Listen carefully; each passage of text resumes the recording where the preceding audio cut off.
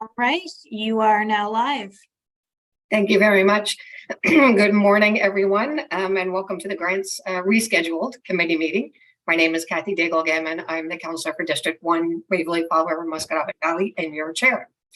The first thing I'd like to do is to sort of acknowledge everything that's been happening in our HRM, and our thoughts and prayers are with all those that are experiencing the fire and are being evacuated, and to all of those that are on the front lines fighting the fire.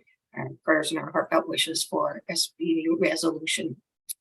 So a call to order and land acknowledgement. The Halifax Regional Municipality is located in Mi'kmaq, the ancestral and the traditional lands of the Mi'kmaq people. The municipality acknowledges the peace and friendship treaties signed in this territory and recognizes that we are all treaty people. So the roll call, our Vice Chair, Joseph Allen. Morning. Councillor Lisa Blackburn. Hi, good morning, everyone. Alex Handyside. Hello, yes, good morning from District 5. Awesome. Stefan. Good morning, everyone. And Stefan is like a very dedicated grants committee member who's coming to us from Spain. Mm-hmm. Awesome. Leona Milne. Thought I saw Leona there. He is on the call. Let me. Leona? Yeah. Not sure if my audio is working. There you go. Awesome. Thank you. Good. And then our new member, Ayo. Good morning.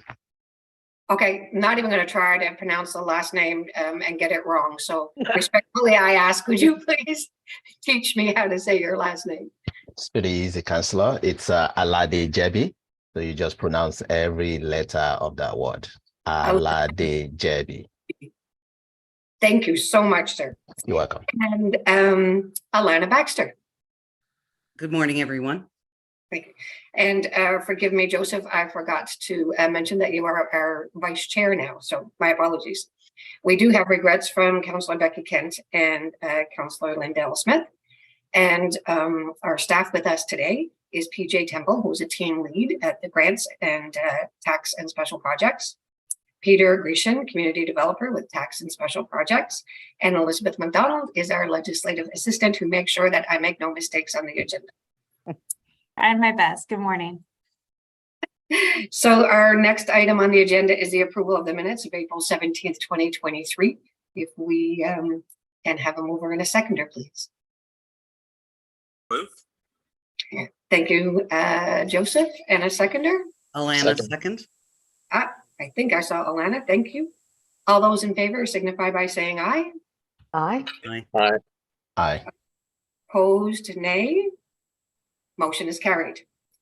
Now we have the approval of the order of business and the approval of additions or deletions. Are there any additions or deletions, Elizabeth? There were no additions or deletions. And now we get to ask if any member would like to move items. In terms of the order of business, could I ask, please, if someone could make a motion to move 9.1.2, the Community Museums Grant Program, ahead of the Community Grants Program? I so move. Ayo, thank you. A seconder, please. I'll second that. Thank you, Lisa. All in favor signify by saying aye. Aye. Aye. Opposed, nay. Motion carried. Thank you. And now we ask for approval of the order of business as amended.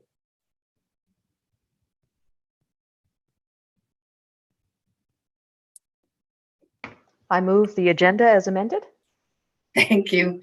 Lisa, seconder. Alana. Stefan, thank you very much. Business arising out of the minutes, there are none. Call for a declaration of conflicts of interest.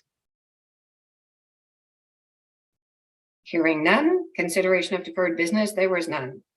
Correspondence, petitions, and delegations. Are there any correspondence, Elizabeth? No correspondence has been received. Thank you. And petitions, did we receive any petitions? No petitions have been received by the clerk's office. Thank you very much. And we have no presentations. Information items brought forward, there are none. So now we can move to 9.1.2. And I would also like to acknowledge that Councillor David Hensby has also joined as a panelist. Welcome, Councillor Hensby. So 9.1.2 is the Community Museums Grants Program. There is a motion in your agenda. If someone would like to put the motion on the floor, and then we can discuss.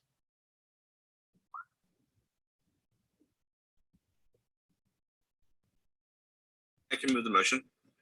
Thank you very much, Vice Chair Joseph. It's yours. 9.1.2. All right. So Community Museums Grant Program. We move that the Grants Committee recommend the Regional Council adopt the amendments to the Administrative Order 2018-010-ADM respecting grants to community museums as set out in Attachment 1 of this report. Number 2, approve an increase in 13 operating grants as outlined in Attachment 2 at a combined cost of $134,000 from operating account M310-8004 as the first year of a maximum 3-year operating grant.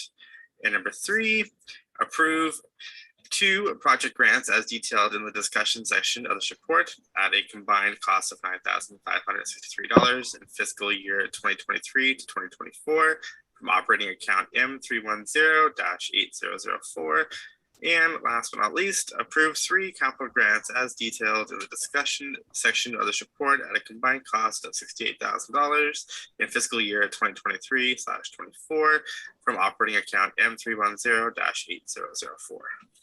And a seconder, please. Second. Thank you very much, Lisa. And now we do have a speakers list that I can go through. And before the speakers list, I would ask PJ Temple or Peter Grecian if you would like to speak to this part of the report. Madam Chair, I'll speak to it. Essentially, when this program was introduced, it was called Interim. We were awaiting the Culture and Heritage Priorities Plan. I think that was about 5 years ago. And that term interim, I think, is making some participants jittery, thinking, is this year to year, could it disappear? So I think also with the development of the museum strategy, which isn't complete, it'll be year 2 of that this year, it's looking more likely that somehow this program will be aligned with that overall larger strategy. So we've gone through the administrative order, making what I would say housekeeping amendments, change some of those. And also when we started the program out, we were using the Provincial Museums Evaluation Program as a gauge of standards, if you will, for community museums. In 2022, the province stopped the delivery of that program. They've replaced it with a new program called TRACK. And we don't deliver that program, the province does, but it certainly looks less onerous for participating groups, particularly the smaller ones who perhaps don't have full-time staff. So we had to update the administrative order to reflect that. Overall, it is our goal that the program would be moved to Kelly McIver's division in Parks and Recreation because she's doing the museum strategy. It feels like it's a better fit, and it's a relatively small program in the big scheme of things. And finally, last year was the last year for our contract with the Association of Nova Scotia Museums. That was in relation to the museum evaluation program. That created a saving to the program of $12,000. And we're suggesting that those monies be redistributed amongst the participants on a proportional share. So that's really it. Thank you very much, PJ. Appreciate that. And now we'll go to the speakers list. Joseph Allen, our Vice Chair, do you have any comment or question? I have no comments at this time. Just Thank right now, but I may come back. Okay, thank you. Councillor Blackburn. Thank you very much, Madam Chair. No questions really. I think what PJ has outlined makes perfect sense.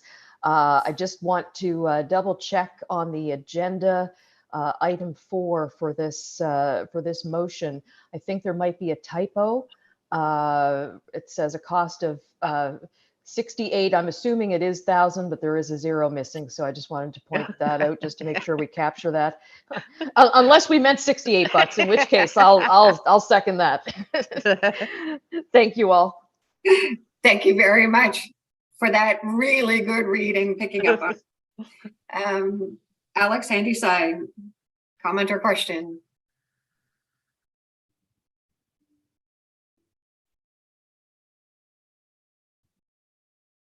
He might have missed that. We'll come back. Stefan Ludin. Oh my goodness, and he's got Sorry, company with Alex him. here. We have no questions. Thank you. Very noisy atmosphere.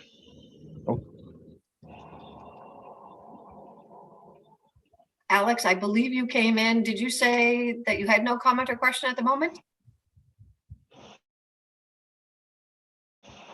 No problem with the question. Yeah. Thank you, Alex. Okay, Stefan Ludin. We have no comments or questions at this time. A budding artist is in your lap, I think.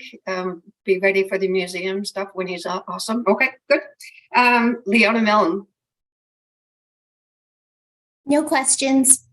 Thank you, Leona. Io? Yeah, no question either. The 68,000 also was on my radar, but Councillor Blackburn pointed it out. Thanks. Thank you. And Alana? No questions.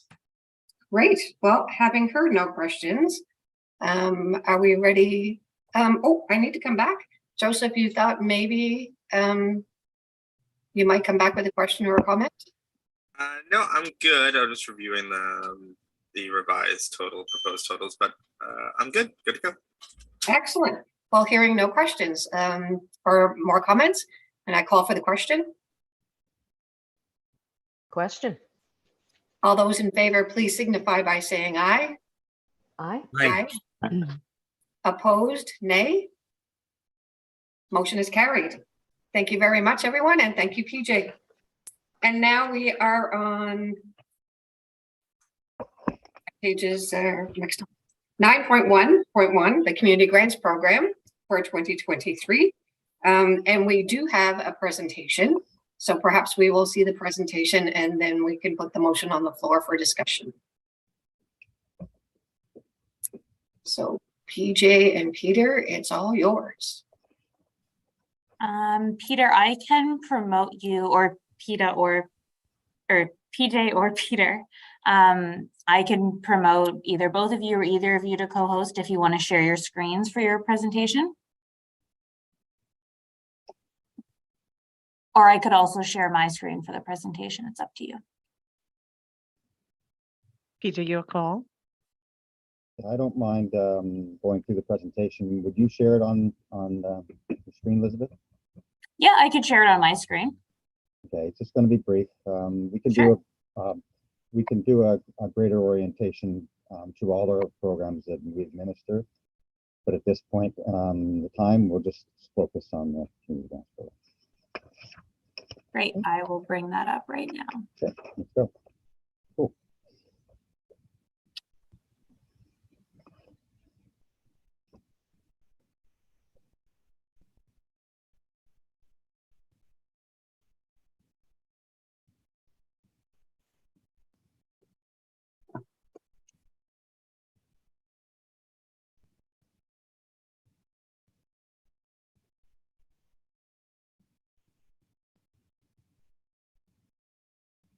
And while we're waiting, we can all get our baby fix. My God, he's handsome. Isn't he though? Oh my God. Oh, I can't take my eyes off him. Okay, so we're ready? Just going to start slideshow.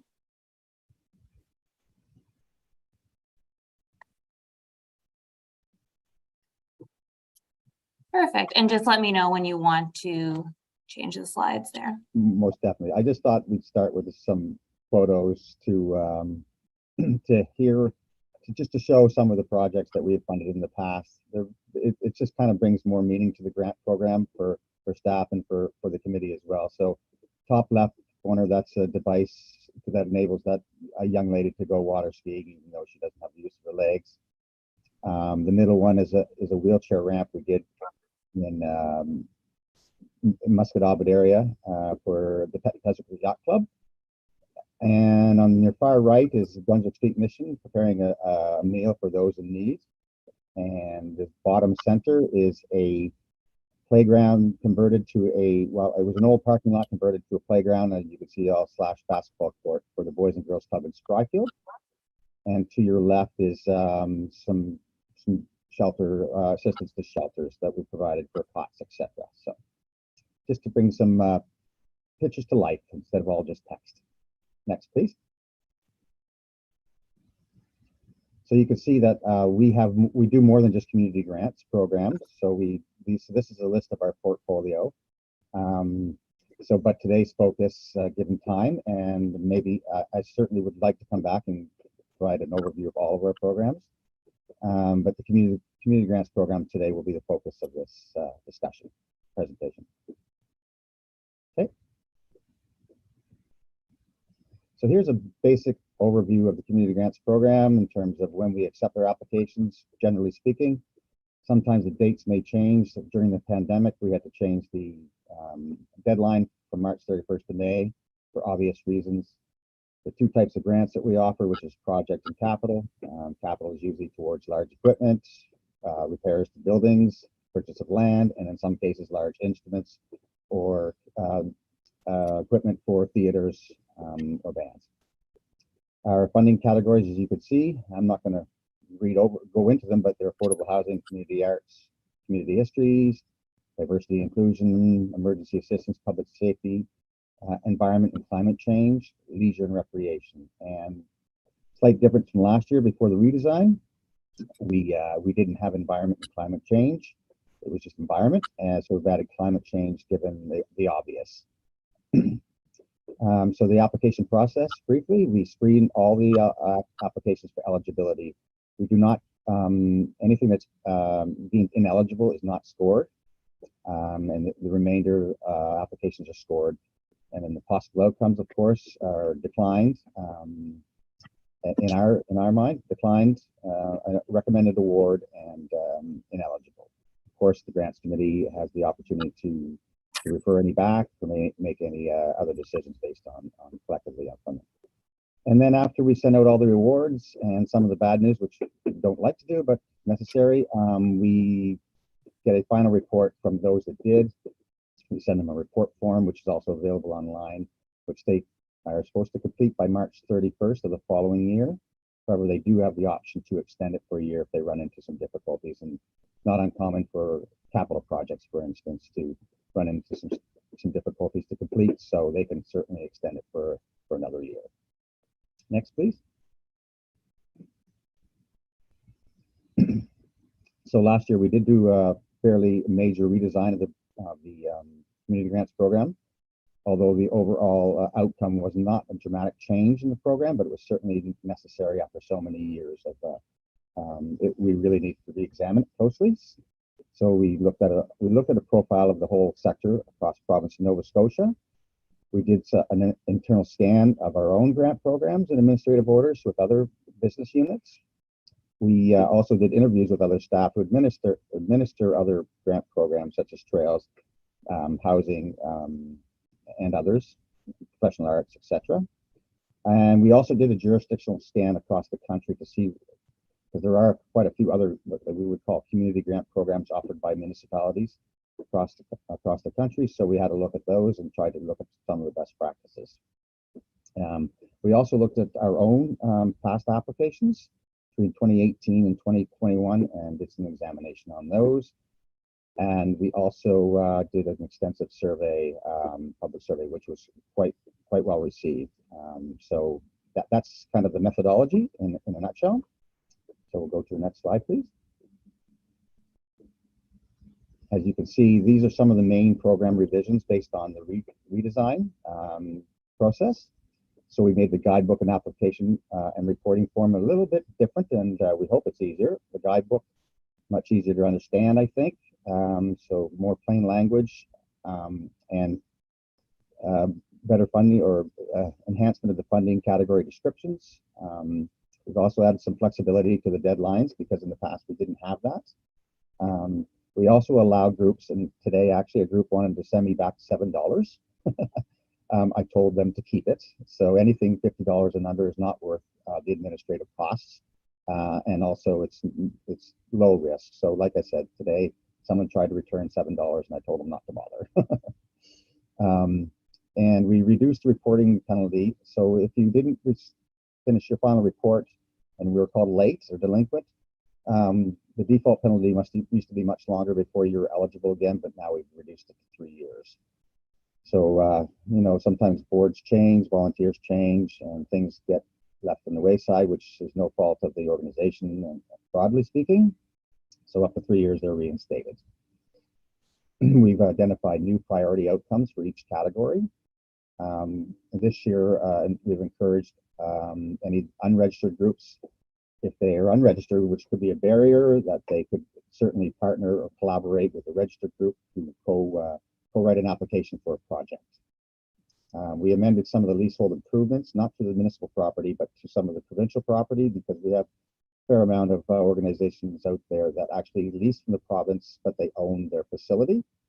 So if they wanted to do any changes to the actual property itself, i.e. trails, paving, or accessibility features to the actual land, they could do so with some conditions. Yeah, so we also developed a Halifax.ca grant site. That's been a couple of years in the making, but now it has a list of all grants offered by the municipality, including some like Solar City, which is more of a finance program. So we find that is very beneficial to the public and internally for the various business units. We continued with Teams meeting, or I guess Zoom, and we're very fortunate now that we can reinstate in-person meetings with groups, because it's just better conversation when you meet with the, like for often what I would do is meet with the board or meet with representatives from a group, and I think it's unanimous that in-person meetings tend to be more productive and more meaningful. We've also expanded our communications plan to include some community newspapers located along the Eastern Shore and South Shore. That's to try and get at some of the rural communities that may not look to the Chronicle Herald or our website. So just increasing the communications plan as to about the community grants program. Try and muster up some new clients, basically. Next, please. And this is a bit of a snapshot of our evaluation criteria, which we've amended substantially, particularly in the scoring. We used to have large scoring, which made it somewhat subjective. So we've tried to narrow the dollar values based on other grant programs and what we've heard from participants, what we've heard basically in the whole redesign. And I wrote down the tiers there because one of our goals in the community grants program is to support volunteer-based organizations that often don't have any paid staff.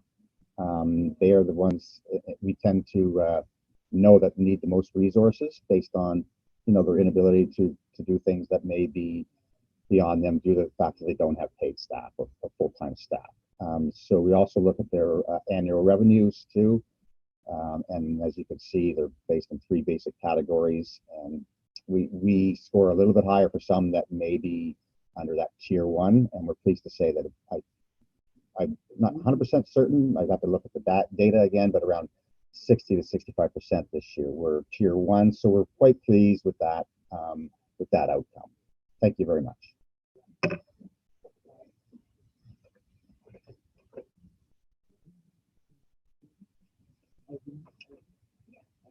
That's great, Peter. Thank you so very much. So would someone like to put the motion on the floor and then we will discuss? Motioned. Alana. Thank you very much. Alana Baxter, thank you.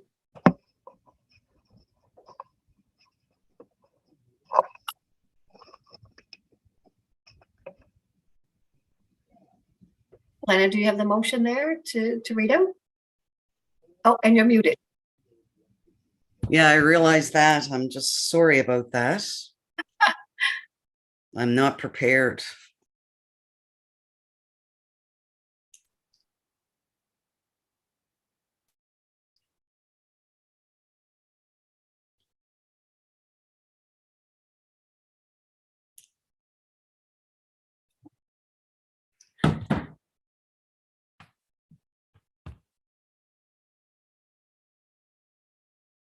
It's just right under 9.1.1 on the grants program. Yeah.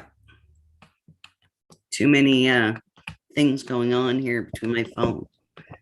Okay. Okay, it is recommended that the Grants Committee recommend the Halifax Regional Council approve 60 awards as detailed in attachment 2 of this report for a combined total of $473,275 from operating account M3118004 community grants. Is that correct? Yes, it is. Thank you. Okay. Is there a seconder for the motion? Second? Oh, I think I saw Io's hand up there ahead of you, Councillor Blackburn. Io, thank you for the second. And now I do have a speakers list. I see Councillor Hensby's name up. We'll go through the committee members' speakers list, and then we'll go to Councillor Hensby. So Vice Chair Joseph Allen, any comment or question on the reports? A couple of things I didn't see. I just want to know if maybe PJ could speak to this. Were there a lot of requests this year at all for virtual events, or were there a significant decrease? I would imagine, but were there any opportunities that people had asked us to do virtual events? Through you, Madam Chair, the program doesn't actually fund events, so I think that would be more applicable under the events programs, which are delivered through Parks and Recreation. So no, not in relation to our sector per se that we serve. I thought I'd seen one in here that was virtual. Oh, there may be the Unity charity, I think. That's what that it is. one? Yes. This is out of Toronto. Yes. So I think that's essentially the only one. But what we did notice this year, and I tried to explain it somewhat, I think, in the introduction to the report. I think that expanded communications plan worked insofar as we had a broader reach, but I think it also created more that were ineligible because they were unfamiliar with grants program or this particular program. The other thing I noticed was, and this may be post-pandemic recovery or just the internet, large national charities reaching in to various and any granting program, and that's really not the goal of our program. So we're trying to focus on local volunteer groups. It doesn't have to be exclusively all volunteer. Obviously, there are awards for those with staff, but that's where our priorities lie. So diabetes was one. I think we had about 3 national organizations. Another one serving military families, and that's really not our goal. So there's nothing that we can do with policy in terms of people either read the guide or they read the policy or they don't. And in practical experience, you can even tell somebody your organization or your project wouldn't be eligible, and it's their prerogative to apply anyway. But I saw that as a difference this year. Again, the only way to address that is in our recommendations and our decision making.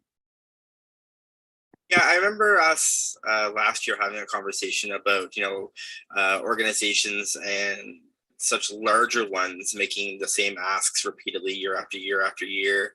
And us, at what point do you cut people off, or what point do you go, we have to focus on the bigger picture of we can help far more smaller organizations as a whole than one larger organization coming back year after year after year with the same ask and the same request, right? So I absolutely agree with you on that.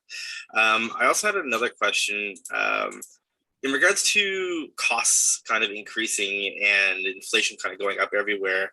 Was that kind of taken into account at all when increasing or decreasing amounts for asks? Through you, Madam Chair. While it's acknowledged that the costs are going up, uniformly across the board, these are not operating grants, so I think it has less of an impact on us because we only do project-specific grants. There'll be certain areas where costs have gone up. For example, capital projects, you would expect to see issues there, for some even obtaining quotes.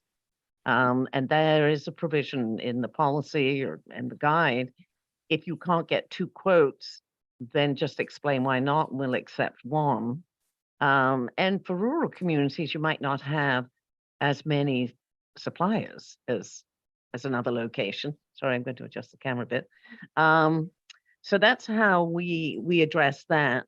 You may see a couple with some, what I might consider rather large contingencies built in because of this flux, supply chain issues and so on. But generally speaking, I think people have taken account of that.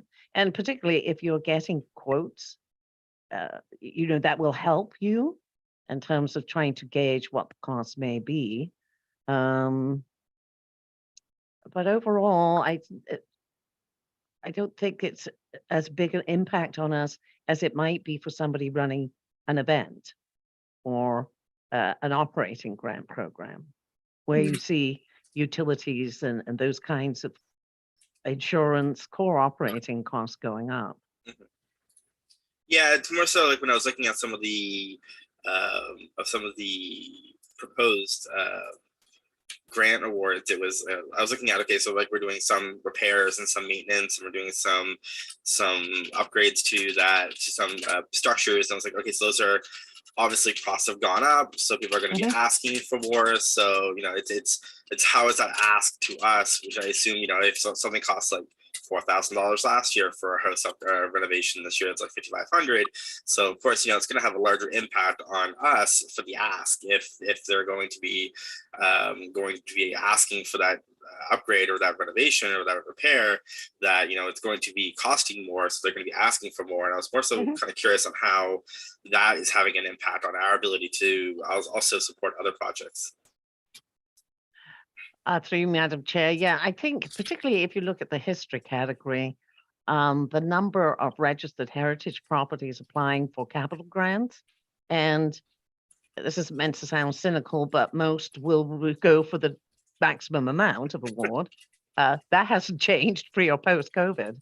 But the number of registered heritage properties in the history category is putting demand on that category relative to, and I would say of equal importance, the smaller project grants. So that's one area where there's some strain. I think too, Peter and I were talking before the meeting, and there's 2 areas that we think are going to grow in terms of demand, and we're setting up some meetings with staff to discuss it. One is the energy efficiency. It's kind of who wants a heat pump decade. And one would expect that demand to increase. So we're going to meet with energy and environment staff and see how we can address that issue. The other is accessibility. The province has its accessibility guidelines and targets. And I think as we get closer to that target date, rightfully, and it's a good thing, to see an increase in requests for accessibility improvements to existing facilities. So again, that's something we need to take a look at in terms of our capacity to address that. We may get an immediate surge later, but certainly looking down the road, we should expect higher demand as that target date gets closer. Very good. I appreciate that. One last thing is after reading the 40-page report and the grant presentation, I also just want to say I appreciate you guys putting a significant amount of effort into this report. It is very detailed, and it lays out a lot of comprehensive information on the justification of values this year. And I just want to say I appreciate while reading this that the questions I had were immediately answered by the next sentence. So I appreciate you guys just putting the substantial amount of work into this document that is required. Thank you. Awesome. I'm done. Next on our list is Councillor Lisa Blackburn. Hi there. Thank you very much, Madam Chair. And the questions that I had were more or less answered in the conversation that Joseph just had with PJ. And further to that, definitely appreciate you guys looking at the emerging trends and just seeing where the pressures are going to be. And just to confirm for folks that are out there listening, this is. These are not events grants. This is something, so if the folks at the Beaverbank Kinsack Community Center are worried about whether or not they're getting their $5,000 for Canada Day, that decision is coming later down the road. Do we have a date for when the events grants are going to be tabled?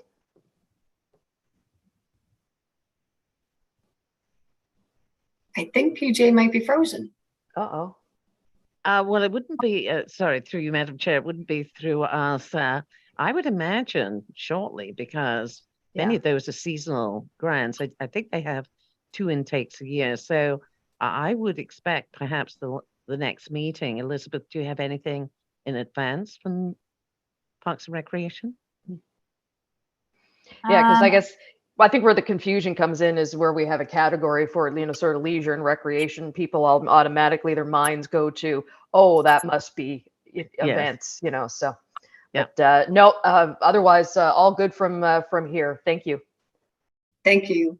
Alex Handyside. Alex, any comments or questions?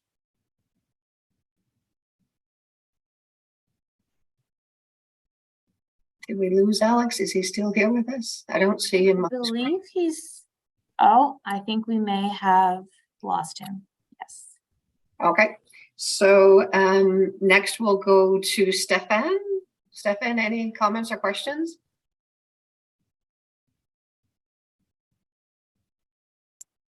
I think we may have lost Stefan as well, actually. Okay. I don't see him on the call. It looks like there's 2 less people on the call. So I think that's okay. That would be Alex and Stefan. There's Stefan. Oh, no, I see him now. Great. Hey, Stefan. sorry, I keep getting booted, and then I rejoin as a panelist, and I can't speak when I'm a panelist. But that's all to say, nothing to add. Thank you very much. I do see that there's a note from our vice chair asking if there is a typo on page 20 of the report. Yes, there is. It states it says 23 organizations, but the bracket has 223. So Wait, if we can fund 223 events, I didn't know we had that budget, but I mean, if we can, that's fantastic. Well, Okay. that's $2 each. Yes, right. Great. We'll make that edit. Leona Milne, you're next. No questions and no comments. Thank you very much. Thank you, Leona. Io Aladabajebi. Pretty close. I tried. Pretty close, Councillor. You tried. Thank you very much, PJ, for that. For the answer to those questions that were posed earlier. So just 2 questions from my end. Just around the application process. Can we assume that your group will often work with other business units in the area of focus? So for instance, if you have a grant that is diversity and inclusion, would your team work with the D&I office to be able to access those applications that are coming in? And the same thing with the climate focused one and all the other ones. I'm just curious there. So, and the other question is just also around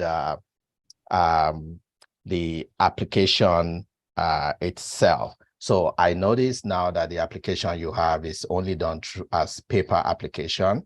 Is there any thought of providing opportunities for people to apply electronically, especially now that, again, talking about emerging trend, and also, also to also make this to be more accessible. So are you thinking about, making the online application available at some point?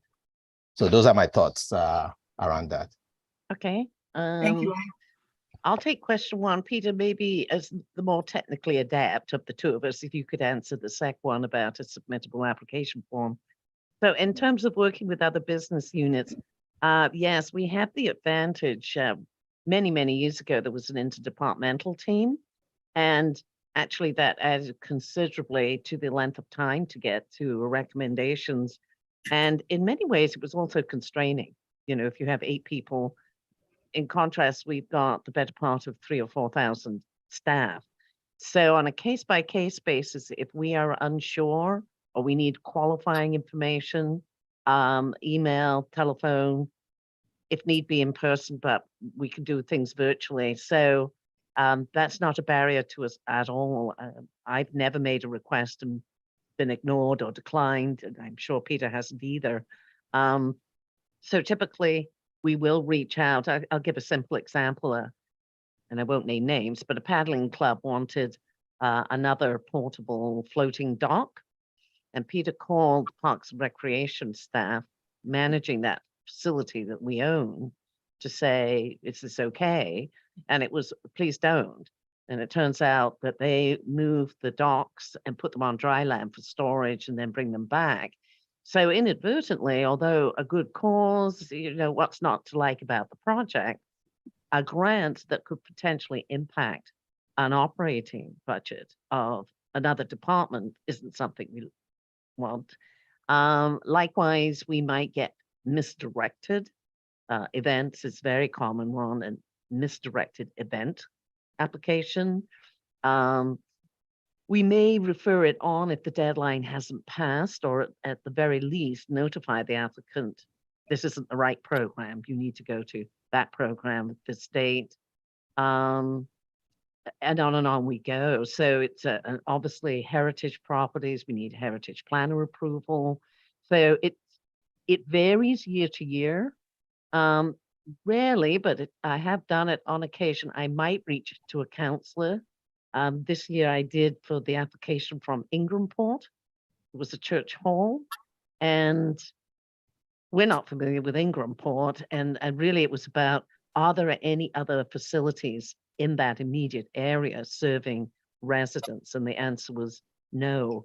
It goes from here to here in terms of the scope of participants. So those are really helpful for us. I mean, we can go out to site visits. We look at websites. We can call the applicant or email for qualifying information. And in doing so, we're trying to level the field a little bit, because some applicants, English might not be their first language. There may be literacy issues. And on the other extreme, some might think they're a household name.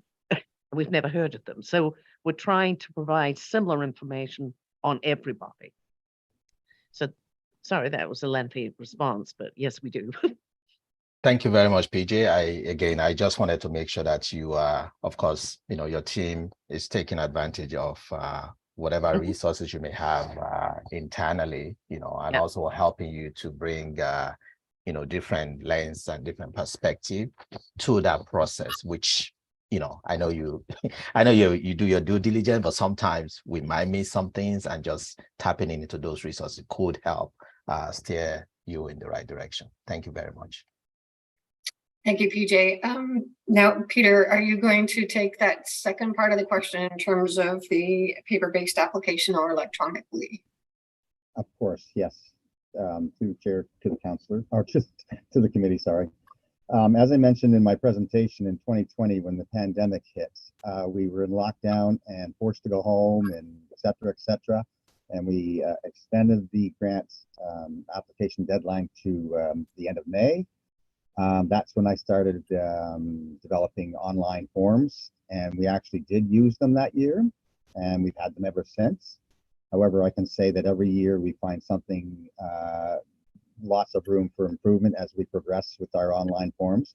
But everything we have is online: the guidebook, the final report form, the application, and it has been since 2020, since the 2020-21 program.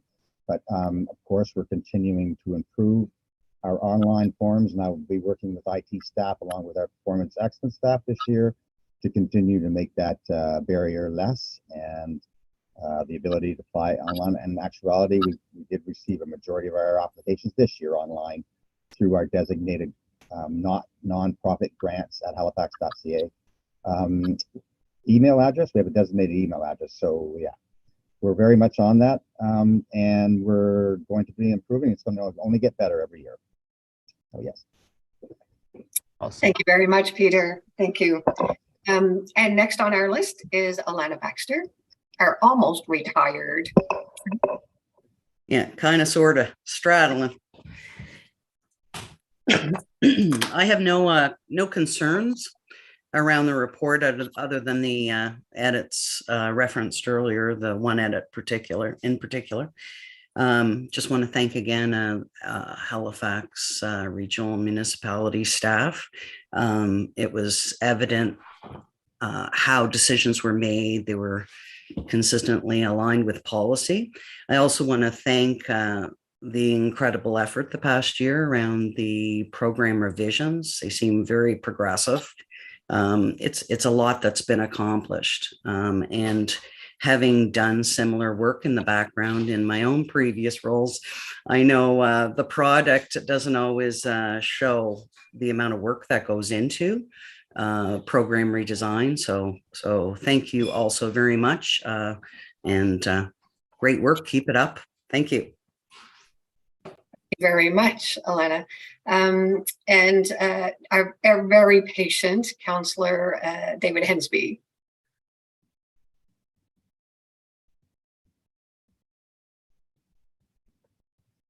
Hello there, Madam Chair.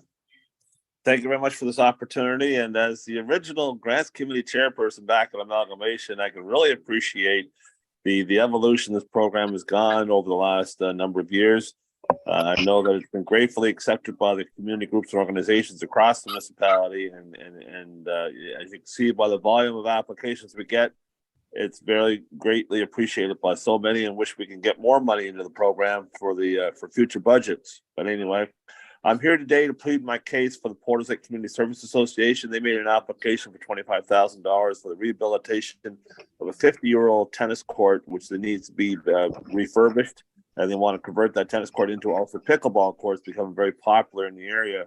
And they have a fundraising campaign going on. They made applications at various levels of government. And just last week, the provincial government announced $39,600. The federal government announced $30,000. My district capital, $10,000. And the Porters Lake Community Service Association put in $15,400. They already got over half of that fundraised through their dedicated 50-50 pickleball tennis court raffle draw. And they're hoping that $25,000 to the municipality would also help us meet our target. We had a new person writing the applications this year, and she was not aware of the previous award or the need for the final report. But once that came known to them last Thursday, they filed that report promptly with staff, and hopefully with your indulgence, you may want to reconsider amending your motion to 61 awards for an amount of $498,275 to include the Porters Lake Community Service Association, which happened to be on the very last page of the report for your reconsideration. That's all I can ask. Please and thank you.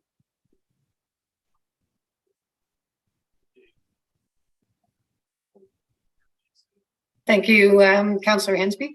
So it's on the last page of the report, if people have a chance to go through it. Now, in terms of due process, I know that I believe this would usually come back to Regional Council, PJ.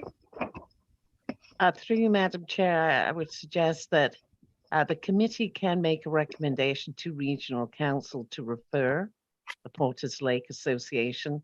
I would anticipate there may be other referrals.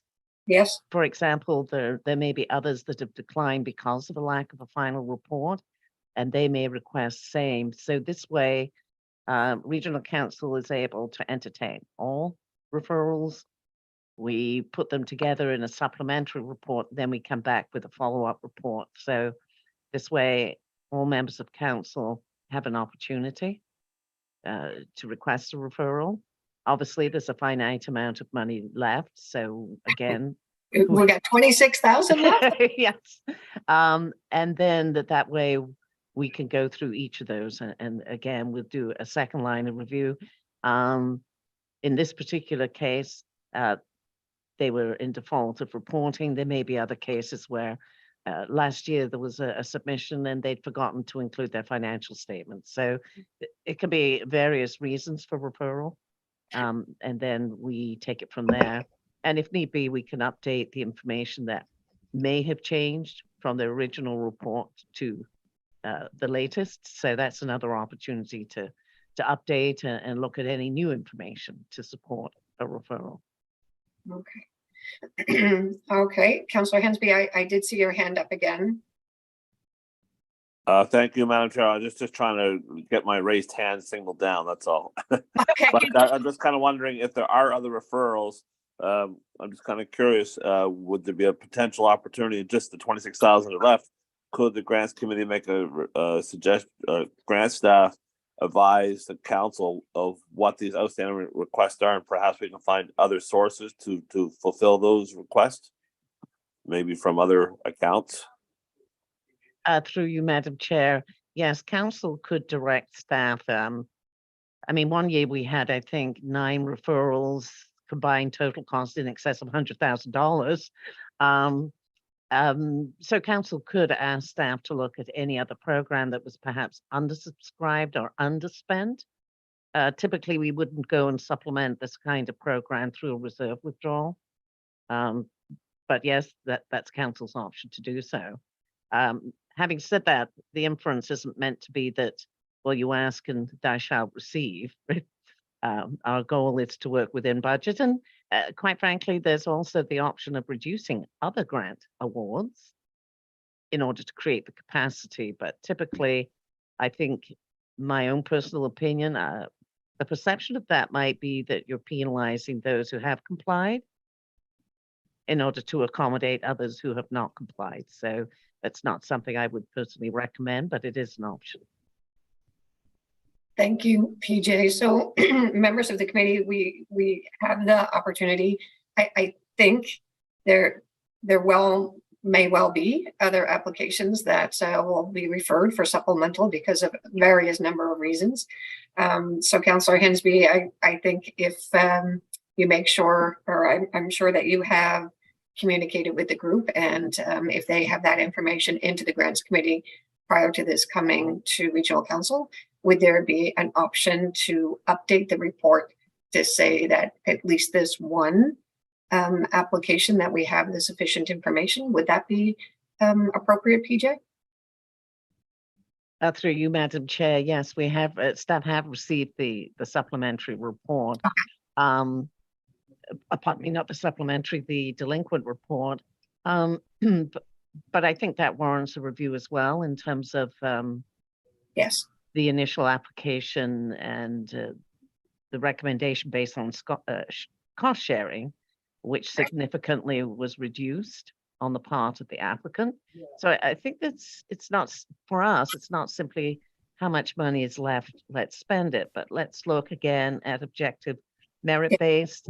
And again, there may be other applicants who warrant consideration as well. So every member of council will have that opportunity at the grants committee to do so. And the reason we do it in a referral way is because we were trying to avoid first on the button wins. If I go first and I put a motion seconder and I've spent the money, there could be 8 others behind me with just as legitimate. Absolutely. Vice Chair Joseph, I see your hand up. Thank you, Chair. My only concern is, and kind of to PJ's pointed to a bit there as well, is, you know, they were default on reporting their obligations. That's understandable. But, you know, if we resubmit another one for review, you know, how many other ones are going to want this as well? And are we opening Pandora's box to allowing everyone else to resubmit? I think we had this conversation last year where, you know, and PJ made this point last year as well, is, you know, we go out of our way to make all of these efforts and capabilities within our limitations to ensure that people have the information for their deadlines, and making sure that people meet timelines and our expectations. Oh, I think Elizabeth may be on mute. Maybe. So, I mean, we try to do it the best we can, is to provide everybody with the resources and the timelines for deadlines. And, you know, if the budget's going to be pretty much broke if we allow everyone and their dog to resubmit for review again if they miss obligations on reporting information. And that's just my concern.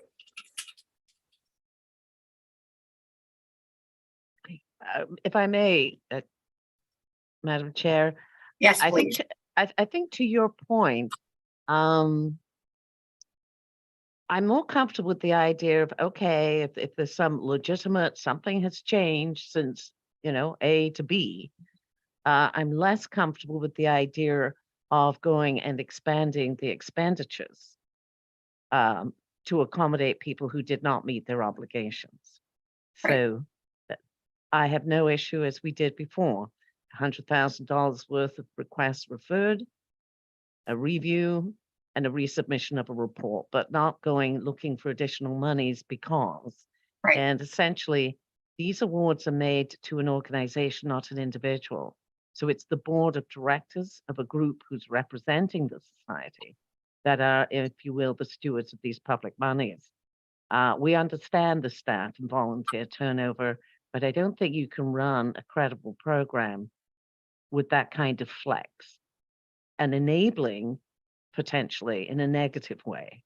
So the society itself is the party that's given these funds, and the board needs to monitor their compliance with those terms so that if Sandra leaves and George is on vacation, we still keep going.